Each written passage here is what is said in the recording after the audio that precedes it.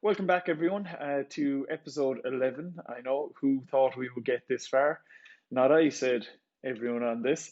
But we are going to chat to you today about fat and dietary fat. Some of the things, the considerations around this, possibly from performance, but also on everyday kind of life and some of the things to be aware of.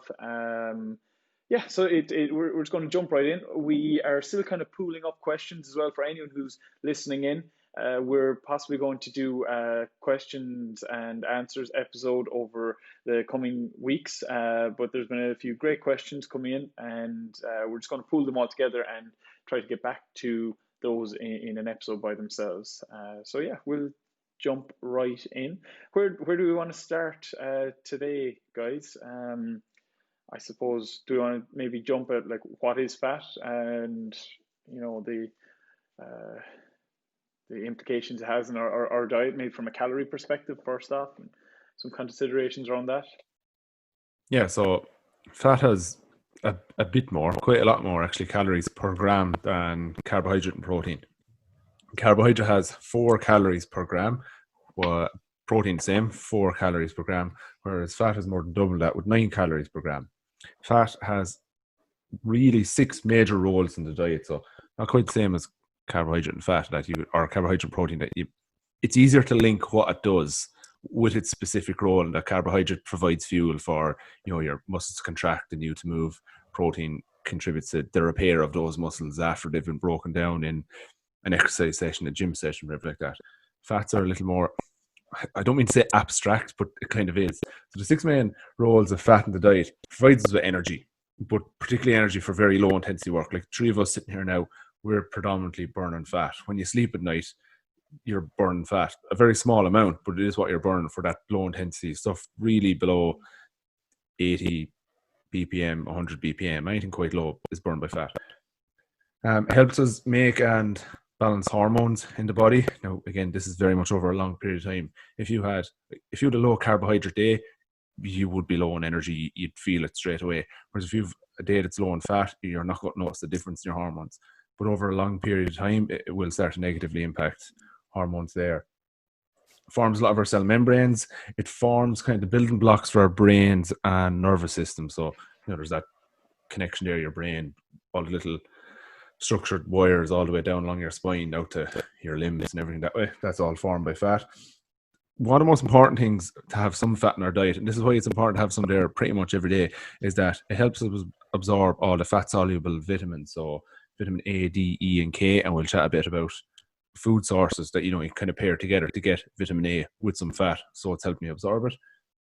And it also provides us with 2 fatty acids, most commonly known as omega-3 and omega-6, but just to give them their proper names, linoleic and linolenic acid. That rolled a bit smoother than I thought it would.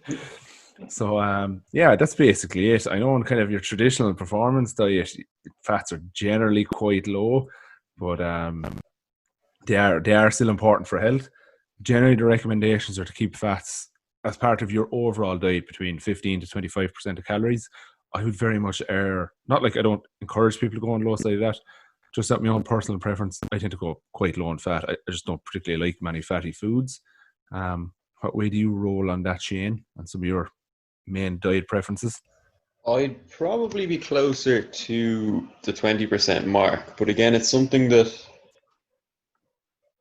for you it definitely gets overlooked, and it is something that even if you're kind of slightly deficient in those fat levels that you're trying to hit, so say if you are the wrong side of 15%, it's not like carbohydrates where you feel it straight away, like you said, but you can slowly tick away doing damage. So again, if it's not fully developing or repairing brain tissue and body, you won't necessarily kind of notice straight away, but then it can play a factor then in injuries or again brain development, so decision making. So it can kind of tick away. So it can be nearly more damaging that way because you can't necessarily see the results straight away. Because nutrition, we're lucky enough in performance nutrition that usually if you implement something, you'll be able to see the results quite quickly. Whereas fat deficiency can kind of creep up on you like that, where it's not something that's very noticeable. Does that make sense? But always try and make people be in around that 20% level. But again, just because you'll know yourselves from working with clients, if you tell somebody 20%, they might go for 15 or 25 and be like, oh, well, I'm kind of ballpark there. So if I tell something and then they go to 10, they'll be doing damage. So at least then there's kind of wiggle room either side, would be my kind of thinking on it. How about you, Dale? Yeah, I tend not to focus on it too much, especially with clients on the percentage in their diet. Like largely, like they would be down.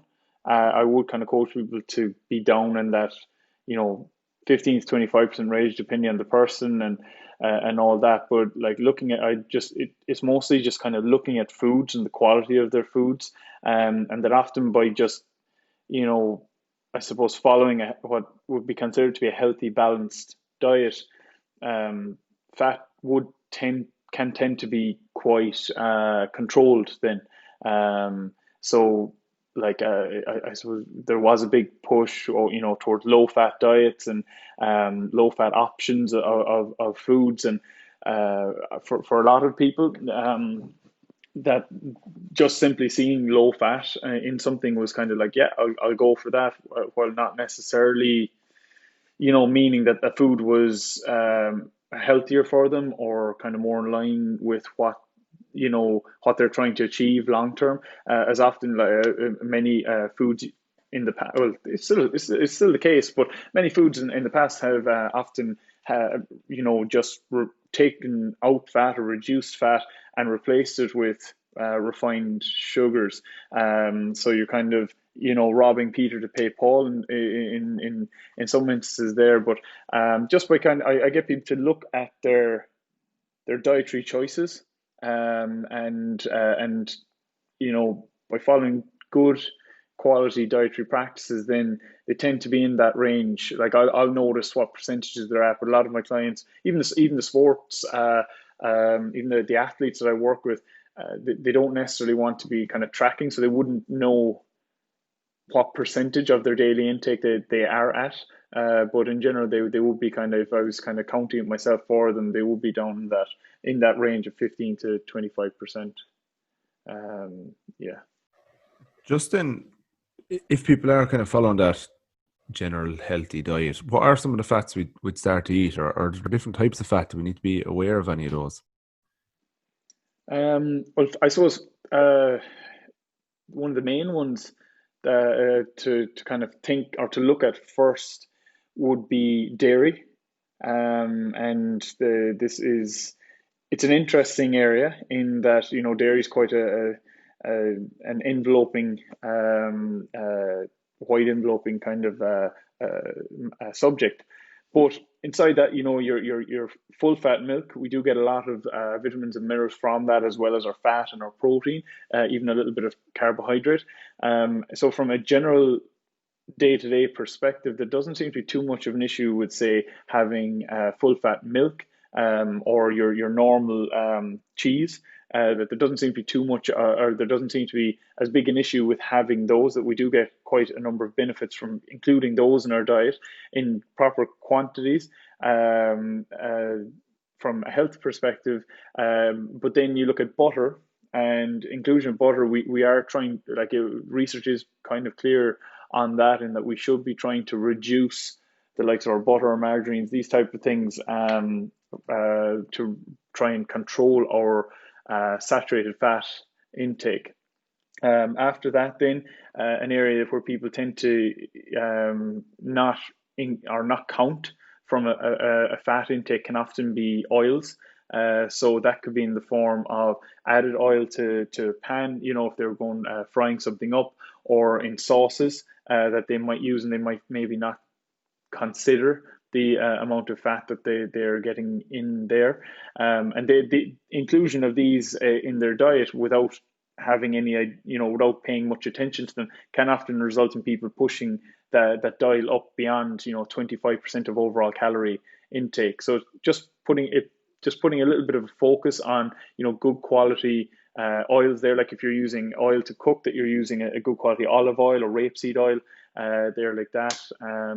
And that if you are buying sauces, that you're picking sauces that are relatively low in fat, and that you're making sure that there isn't the, as I said, that kind of robbing Peter to pay Paul side where they're spiked up with refined sugars to make up for flavor. So I do try to work with people and focus them in on flavoring foods themselves using their spice rack, putting that to good use to try and flavor things up rather than pre-made sauces or anything like that.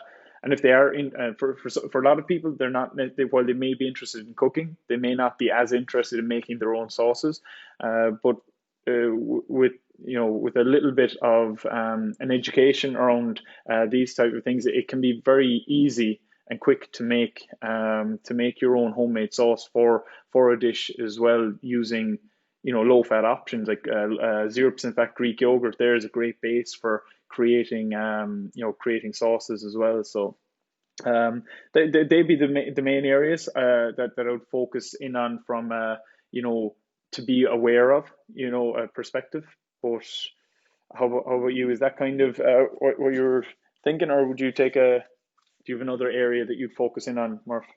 No, that was the main thing. It's just to see are there different types of fats? You mentioned saturated fats there, but what other types are there, and is there a difference to us in what they are as well as food types? But like grouping them together as fat types, what are the different fat types, and what are some foods that would be categorized as one over the other? Before we move on to that, actually, just Damo brought up a good point there about food labels, and it could actually probably be worth us doing a whole episode just on food labels, because I feel it's almost like a sleight of hand at the moment where things are labeled as one thing just because they upped the other. So if it's low fat, it's more than likely going to be super high sugar, and I really don't think people understand how easy it is to check your food label to see what's actually happening, as opposed to just reading the marketing claim when all the information has to be on the back. Because I feel, especially, it nearly creeps in when people are trying to be. So you could have, say, a girl who's trying to lose weight and kind of sticking to mostly salads, and then just putting a dressing on their salad, and that means if that is a certain type of dressing that's high in fat, their calories could be almost 50% just fat from that day without them even realizing, thinking they're just on a low carb, low everything with salads. But again, it's the calories just creep up without you noticing.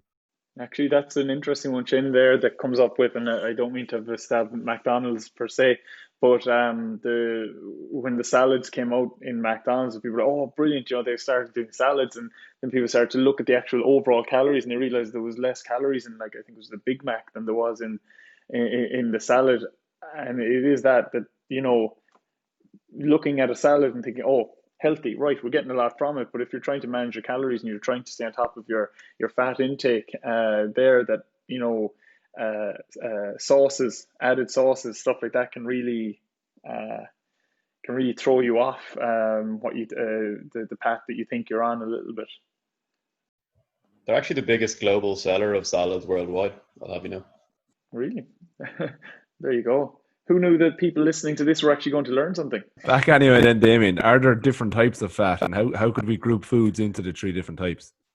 Yeah, there are four kind of main different fats. So we have our saturated fat, our trans fats, our monounsaturated fats, and our polyunsaturated fats. So the four types have different chemical structures and physical kind of properties to them.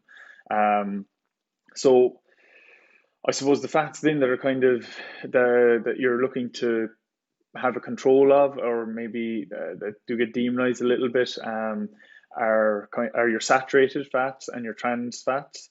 So these are your fats that tend to be more solid at room temperature. So like your butter that I mentioned a while ago would be a good example of that.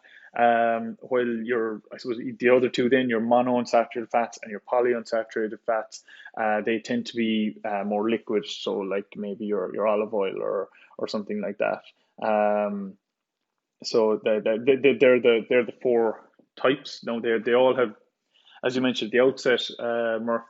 They all have different, or they all have the same calories in them. So like, you don't need to be wondering, oh, like is one from a calorie perspective is one different to the other. But where they do kind of tend to show up with bits of differences. So like are those the saturated fat and your trans fats, they have been seen to raise our low density lipoprotein, so that would be our LDL cholesterol. So they've been shown to kind of raise levels of that in our blood, whereas monounsaturated and polyunsaturated fats have been seen to lower that LDL cholesterol level. So like when they're consumed as part of an overall healthy diet, so it's not like consuming them will bring it down by themselves, but as part of an overall diet, an overall healthy diet and lifestyle, that inclusion of them in your diet is perfectly fine and can be quite positive as well. So yeah, there'd be the four main types. And when it comes to I suppose saturated fat, because trans fats have actually, which would have been often found in maybe takeaway kind of fast food restaurants would have often have had a lot of trans fats, or different processed foods, or that you might pick up. Overly processed foods in the past have had high levels of trans fats. There have been laws passed, especially here in Europe. I'm not sure what the story is in the US or anything like that, but in Europe here, that I'm pretty sure that by the end of this year, most places have, or pretty much everywhere has to be free of trans fats. Am I right in that? I'm pretty sure there's a European Union ruling on that's in place for the last few years, that by 2021, or it's just by a specific time in 2021, that trans fats have to be kind of free from being added to foods or that. But then your saturated fat then is I suppose what research has shown us over the years is that diets or cultures that have consumed traditionally, higher levels of saturated fats. So I think is the likes of UK, and we're looking at Finland there, and what we were chatting about earlier, that traditionally they were up in the 20 to 25% of overall calorie intake from saturated fats, that they were traditionally more or found to have higher rates of cardiovascular disease or coronary heart disease, and that I think was in Finland started in the 1960s, a program of reducing that, and that I think in 2008 that reducing that in the population through education, through better dietary practices and stuff like that. And that by 2008, they had reduced the, I suppose, the risk of death as a result of coronary heart or cardiovascular disease, and that by up to almost like 80%, I think. And this was mirrored by a reduction in saturated fat intake. The region of saturated fat intake, roughly where it's deemed to be kind of safe, where we can get by with it in our diet, somewhere in the region of about 8 to 10% is what's being shown in the research, and that's pretty consistent for the time being anyway, unless something comes along and pushes back against it. That's kind of where it's at, and that's where the good top quality research or in-depth research into this is really pointing. Just two things before we dig a little deeper into what we were chatting about earlier, in that is it saturated fat, is it okay to eat more of it? But Shane, you might come in this.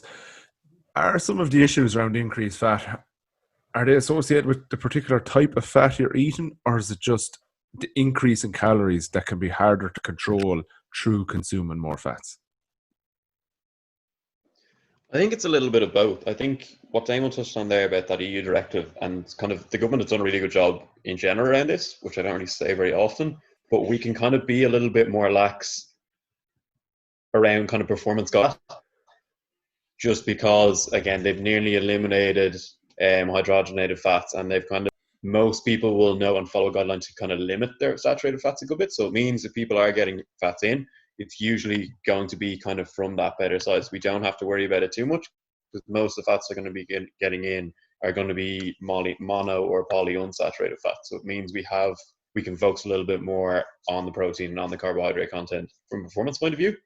And then the rest of the kind of general population seem to be following that as well. So their choices have been quite limited already just by kind of the foods that are going to be available to them, which is obviously great that they're taking some of the bad options out. But again, it is getting across that if you eat the same amount of fat as carbohydrates, kind of volume wise, it's double the calories. And it's trying to get people's head around that like, especially when it's the same for protein. And there's also still a bit of a stigma because people just assume dietary fat, which you can understand. Like, it's an unfortunate, from our point of view, like I'm sure you guys are the same. I'm banging my head against the wall, being like, they're not the same. I know they're called the same thing, but they're just not. So it's kind of trying to get through that. But I think for the most part, fat intake isn't as big a problem as it kind of sounds. So again, it has been well. I don't know what you guys think about that. I probably threw a bit of a curveball with government guidelines stuff, but yeah, I think it's been managed quite well on that side of things. Yeah, no, I think the same. I think I think the messaging throughout the 80s and 90s encouraging people to eat lower fat. Towards the end of the 90s and definitely early 90s, I think it had gone too far, and the people were so afraid to consume any type of fat that if I eat something with fat in it, it will lead to me getting fattier and probably having a heart attack in about 4 days' time. And it frightened us away quite a bit. Now that we've relaxed on that a bit and people have realised that while not all fat, but some is healthier and does obviously play an important role in the body, that we are more accepting of it in our diets. But I think we're more accepting of it in our diets with an element of caution around how much we actually eat, and that it's become common to say now good fats and bad fats, or bad fats and healthy fats. Now, I don't think it's quite as clear as binary as that, but I do think that has improved an awful lot in general population over the past while. And especially when you even think kind of the fatty foods people would be eating would be like, now it's moved more towards olive oil and avocado brunch stuff, whereas back in the 70s and 80s it would have been bacon and like butter and things like that. Whereas there's obviously still some, but there's definitely not as much of a push towards that big greasy fry every morning. The other thing I was going to touch on there was, it's messaging by some fitness professionals out there that we should eat more fat to burn more fat. And it's kind of two questions at once. First of all, is that possible? If we eat more fat, will we burn more fat? And if we do, is that necessarily a good or bad thing?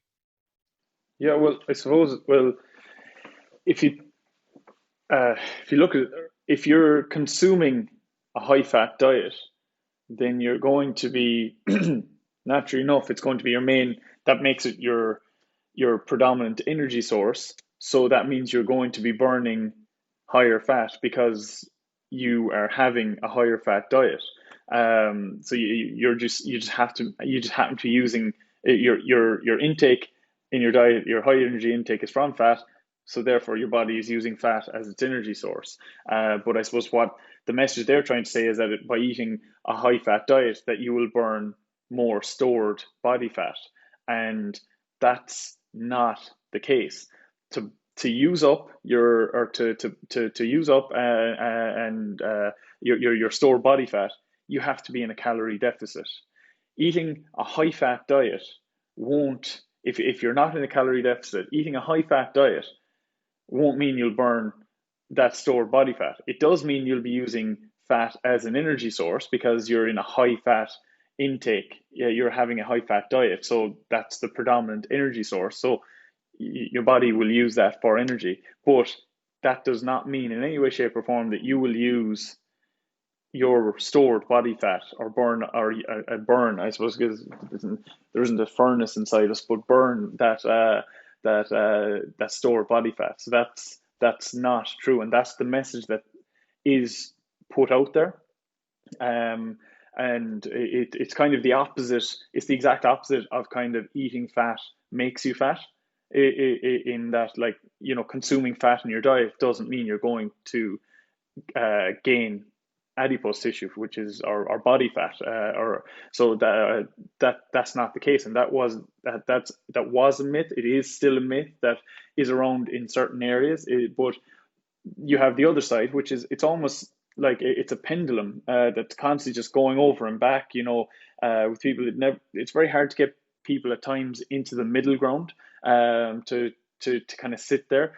it's often not as sexy, it's not as cool. But you've one side, eating fat is the worst thing you can do, and you have extreme other side where if you're not eating fat, you're killing yourself, slowly. If you're not eating a predominantly fat focused diet, that you're wasting your time.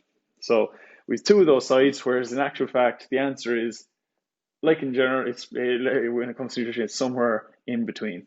And it's yeah. So there's some of the big things that we come across. I see two faces smirking at me here. Oh God. Anyone want to ask a question? No. I think Murph, I'll it's let you take this one.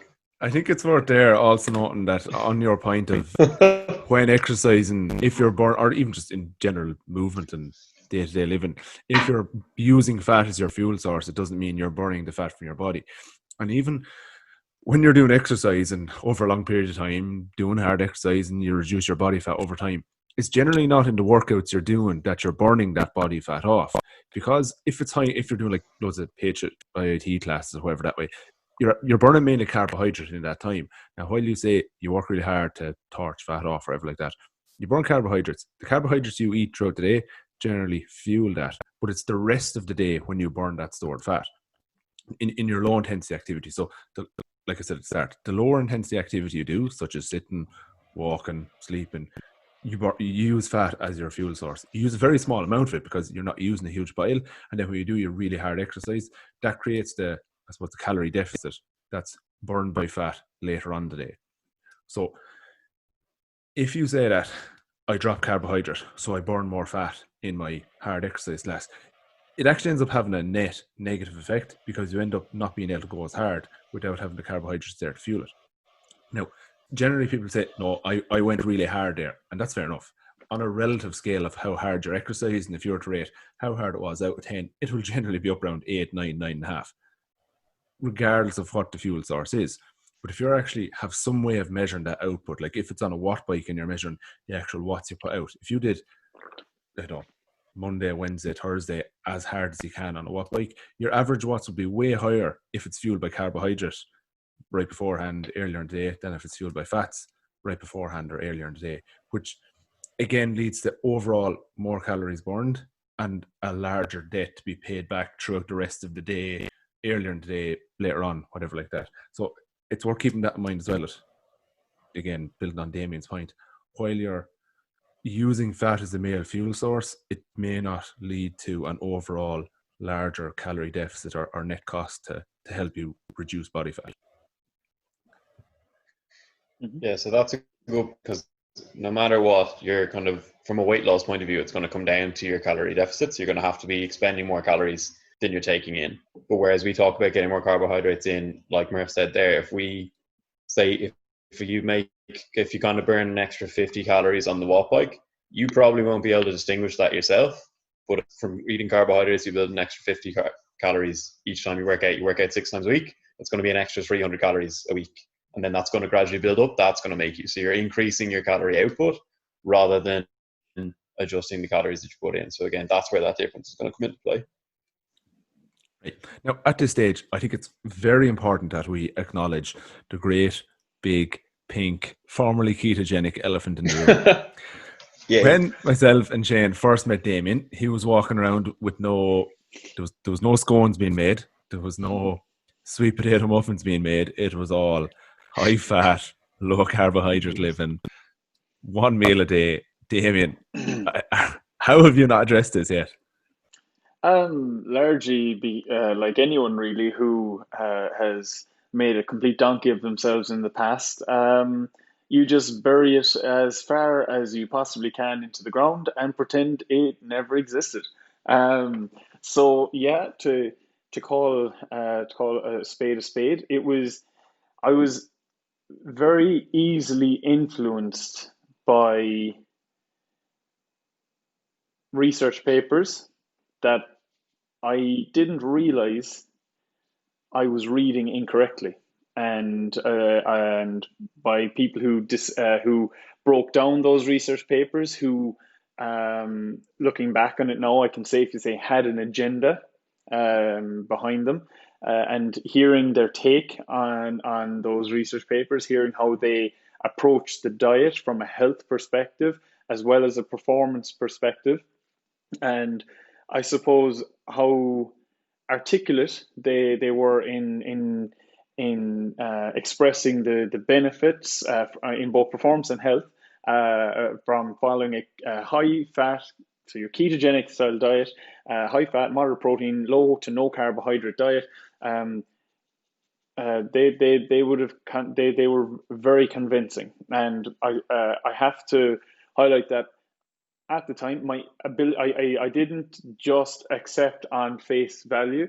I did look into research. I did look into research papers. However, as I have come to learn a long time ago now, looking back, but as I come to learn, my ability to interpret the research and the possible flaws or mechanistic flaws in the research that was being cited was quite poor.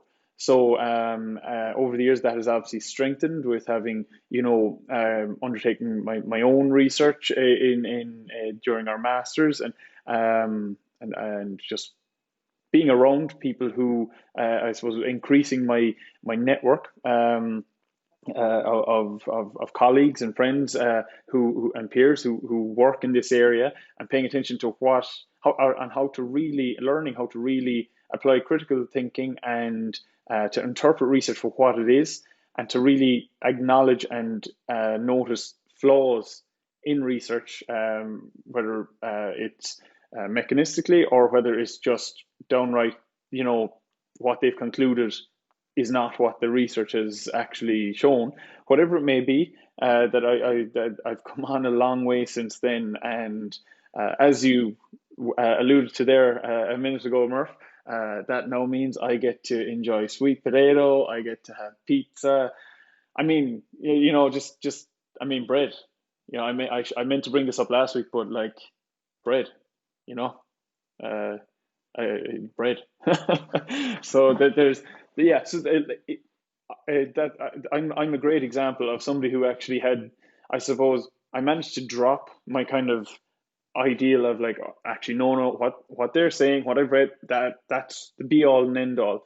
And like anything in nutrition, it depends. And with the body of evidence that is out there from a health perspective, from performance perspective, on inclusion of carbohydrates, and control of your fat intake to that percentage of 15 to 25% range of your overall calories, keeping your saturated fat low. That's another area as well that that is often pushed, in that like there's no that saturated fat doesn't actually influence your LDL cholesterol, or that there's nothing wrong with having high LDL if your overall cholesterol is if your HDL is also high, and that this just simply isn't the case. And it took a while, but I mean, with proper I suppose guidance, we could say, by my two good friends here, I certainly evolved and grew up. Esteemed colleagues, yes. And before you started on it, or when you were beginning that journey, first of all, what are some of the reported benefits of following that low carb, high fat, or ketogenic style lifestyle? And then how many of them did you notice, and how many of them after a while did you realize this isn't happening at all? What's going on here? Because I remember, like, when we met first, you were very much in the positive end of this, and you were noticing a few benefits. I suppose, and we've spoken about this in the past, where so one of the positives that I'd known that people reported, oh, like you may feel kind of even like flu-y type symptoms, when you make this big change, and that you are better off kind of going cold turkey with it, just making a big change and just removing your carbohydrate, increasing your fat intake, making sure you're moderate levels of protein, and that you get this kind of brain fog or kind of fluey type feeling, or just a rundown type feeling, for somewhere anywhere from like the transition period, as they like to say, from 10 to 21 days, that it could be anywhere in that, and that after that then that your body will have become fat adapted, and that you'll be in a state of ketosis, and that then you'll have unlimited energy almost, and become some kind of a superpower. So I managed, as I said, I got caught up in the articulation of the benefits from different sources, and then having read on things myself and gone like, yeah, sure, what they're saying, this is what it's showing in the research. This makes sense, so let's go for it. So it is quite possible that, well, I suppose first and foremost, my body did adapt to the energy source I was putting in. So I removed carbohydrates. So I removed I removed what is the most readily active energy source that we have. But also in removing that carbohydrate, I'm like, you go through, like, basically you're removing your brain's main energy source, so it has to work your body has to work much harder to ensure that glucose is available there for your brain, as it is it's only energy source. So there's that. So like my body eventually got used to having to do that. So it took it somewhere in the region of a week and a half, to maybe 2.5 weeks, somewhere in that region. I can't remember exactly.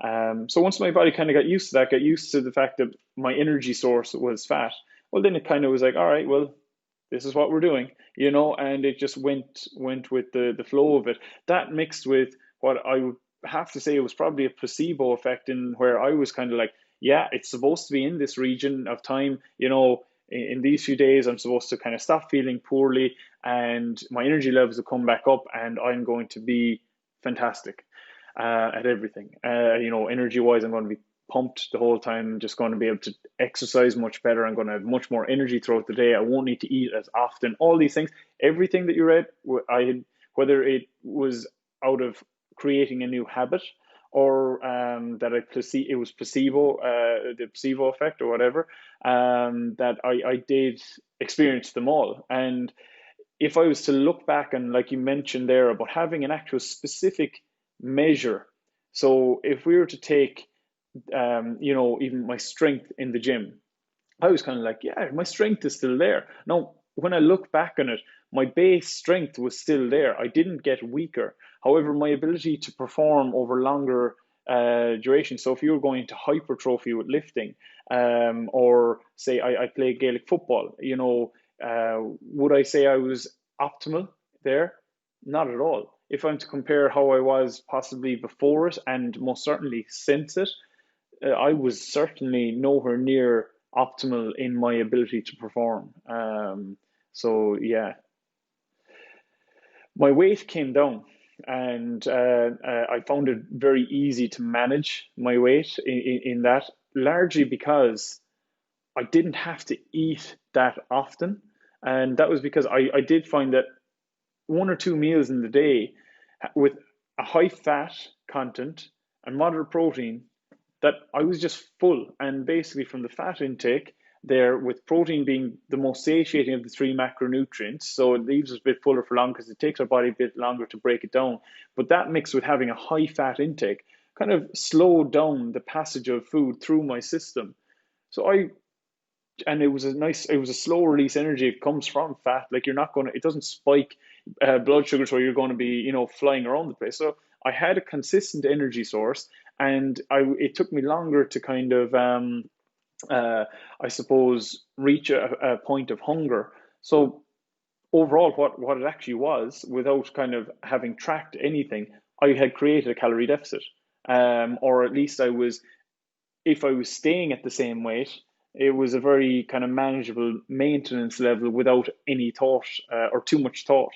But the other side of that, then my performance would have dipped, and the likes of I suppose, because I was eating a high fat diet, my saturated fat intake would have been much higher than what it would normally be if I was just following a well-rounded kind of healthy, balanced diet. So things like, even in blood work, and that my LDL cholesterol went up, which you're not looking. You don't want that to happen. You want your LDL cholesterol, so your low density lipoprotein cholesterol, you want that to be low while you're HDL, your high density lipoprotein, to be high in your blood. And mine flipped on its head there. And you're saying there about performance in terms of Gaelic football in the gym, but say like mental performance. This is around the time we started the masters, and there was a bit of a learning curve with that at the start, and even like work performance. How did you find that? I suppose while I didn't get sharp dips in energy at any point, there wasn't sharp drop-offs there. I suppose I would have I would have probably struggled at times to maybe be as energetic. Maybe it possibly from being involved in things, maybe in class discussions or anything like that, where I might have just held back a little bit because I would have felt that, right, there's stuff there that I want to say, but I have to think about it a bit longer, and not necessarily saying it was a cause of it, but I definitely felt like I was a little bit less myself. For anyone who does know me, it's almost impossible to shut me up. But yet I did notice, like if I'm looking back retrospectively on the course, on our masters, when we would have all been together, I was relatively quiet in what we got in the classroom in open discussion, and that's not really me, to put it mildly. So I'm not going to say this certainly, but yeah. I I was suppose actually just thinking, yeah, now that I look back at it. I was just going to say then, on the back end of it, like coming out of keto or low carb, high fat, when you did start introduce more carbohydrate, and I want you to be critical on yourself here, was it a behavior thing? Like, did it literally just get to a point where I'm finding it so hard to not eat carbohydrate, or was it more of a conscious reintroduction of carbohydrates because, it's not making enough sense? I have my own Well, story on this, but I'm going to let Damo take it first. brilliant. I'll dig my own hole and then you can just jump on top of me. So I suppose part of it would have been like there was a little bit of a kind of an obnoxious, like, oh, like I don't need to be eating like all you peasants and common folk. This is great. I'm fantastic, and I'm not ashamed to say that because it was what it was. But I did kind of start to think, like, all this fat should be helping me to absorb more vitamins and minerals from my diet. But there's no vitamins and minerals kind of going into my diet. So what's it helping me to absorb? So there would have been. I started to think about that and kind of go like, well, I know that, like, even from a simple, like, our fruit and veg, like even having like some veg or too much veg can throw you out of ketosis, and kind of you get shunned from the community. Like, you had 10 carrot sticks, you are no longer in ketosis. Get away. But like it kind of it came. It was twofold. Okay, so there was, first off, I started to notice, look, I wasn't eating fruit and veg, and that this could negatively impact my immune system. So I obviously performance and all that as well, but I was looking at it from what I knew from a health perspective, from going through research, from going through, actually learning how to critically analyze research papers and interpret research papers. Going, I am, I am not along the right path here, And then the other side of that is that from a social perspective, like if you're going out for dinner and you don't happen to have any specific issue with the food, or like say if you're lactose intolerant and you have to, you can't have anything with dairy in it or something like that, when you're not in those areas, but you're going out for dinner and you're like, hi, how are things? How big is that steak? And can I just get like two asparagus sticks on the side with it, and that's it. And just making sure that you're not going. Basically, you become a bit of a kind of a social annoyance, and you realize that you're left out the cooking, or being that one person at the table who's just annoying. And then you start a conversation naturally enough because of what you've ordered. You have to start a conversation around why you've ordered what you've ordered, and then people stop asking you out for dinner. So there's all that. So there was the health perspective first, and I started to look then at the social outlet and kind of go, like, what am I doing here? Like, why is it that I can't? Why would going and having a pizza every now and then be detrimental to my health? Why wouldn't I be able to do that? Why shouldn't I be having high fiber foods like oats there for my breakfast? What's wrong with that from a health perspective? And I started looking and I'm like, no, I was in the wrong. So that was basically it. It was I I grew up. I I woke up a little bit and just realized that I was, yeah. I hope I've been critical enough there of myself, but Oh, that was good and honest. Well done, Shane. What's your take on it all? Basically, We're once going to label this segment "Hot Takes" by Shane. newsflash. So basically, it was just the first time I met you again after you'd abandoned Genic Quest. But basically, we were just talking about it, and I was like, "Why? Like, what happened? Why did you change it?" And you came through, and you're like, "Well, like performance-wise, I thought I was doing quite well, and I thought I was at a good spot." And then I kind of thought about it for a while, and I was like, "Wait a minute!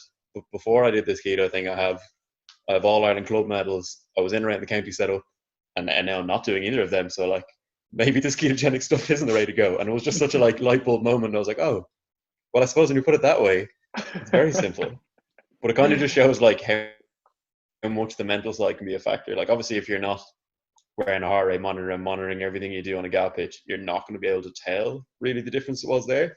But I suppose club championships are club championships.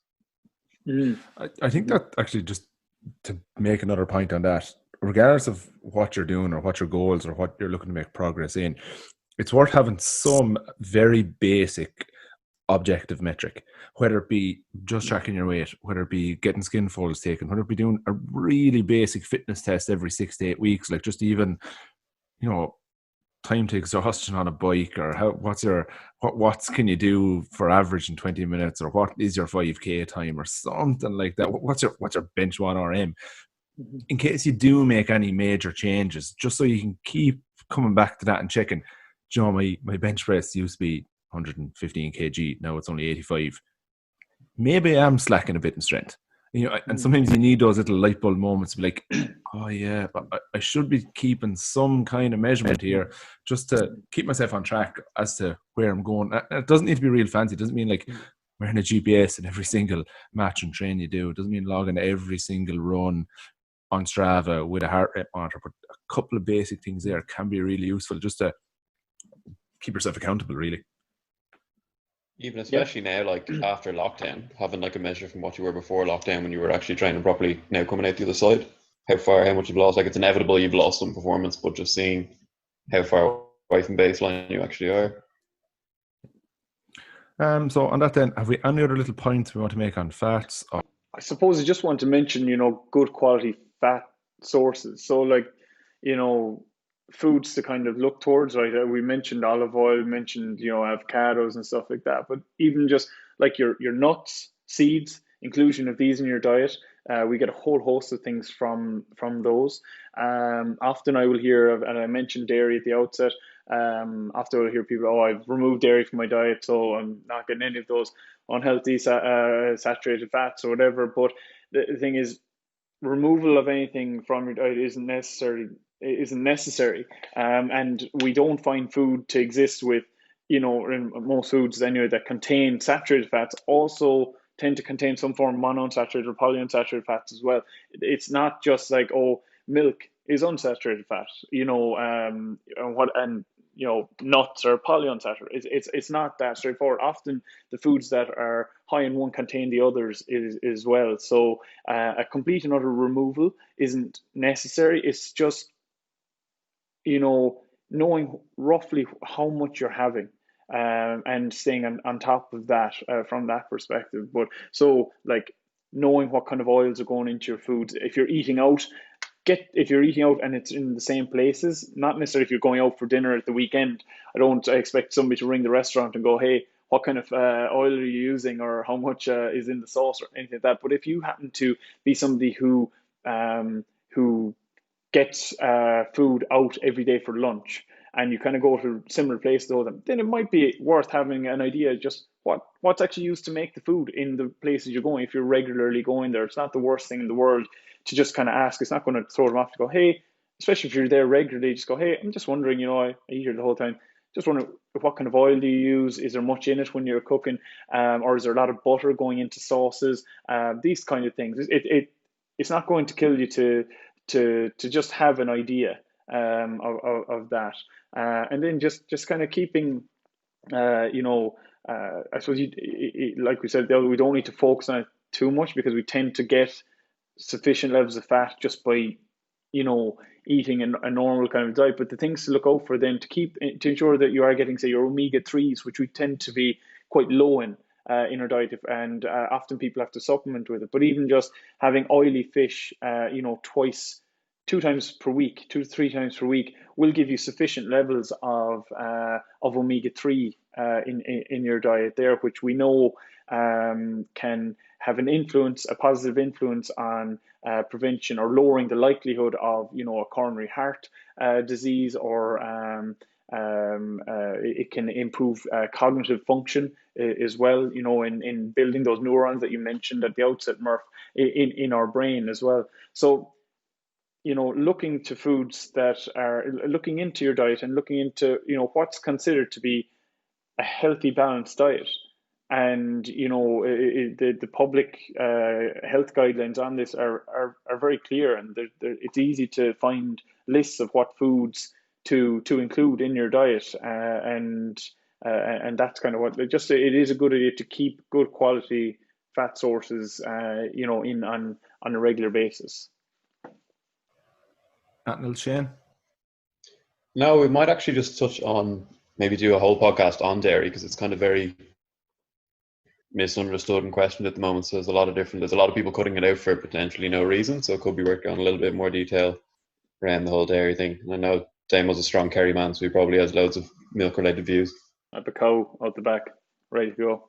We'll contact Lee Strand to sponsor that show, and Glanbia here close to me. There we go. We can. Just last point I'll mention before I wrap up then, on what Damien said there. We do not consume any nutrients or types of fat in isolation. We consume foods, and all those foods should contribute to an overall balanced diet throughout a day, week, month, year. And overall, they should contribute to reasonably balanced calories, a decent balance of macronutrients and micronutrients, as opposed to demonizing, eliminating, or hyping up any particular one of those. I think that's a nice point to finish on there. So we'll see us all. Actually, it's actually audio, so we won't see anyone just again. Just before we go, we can't. I should have introed with this, but a massive congratulations to our esteemed colleague John Murphy, who is soon to be a published author. So congratulations, Murph! Massive achievement. Congrats, Murph. We won't sit here and pretend that it was a shock to anyone, but still, congratulations. It's a huge undertaking, and we're delighted for you. Thanks. Edit this out. Yeah, it's something like the findings of that. It's something we might touch on an episode at some stage as well, just to give kind of an overview of what it was, what it involved, anything, and all like that. All right. Right. Thanks, everyone. Looking forward to it.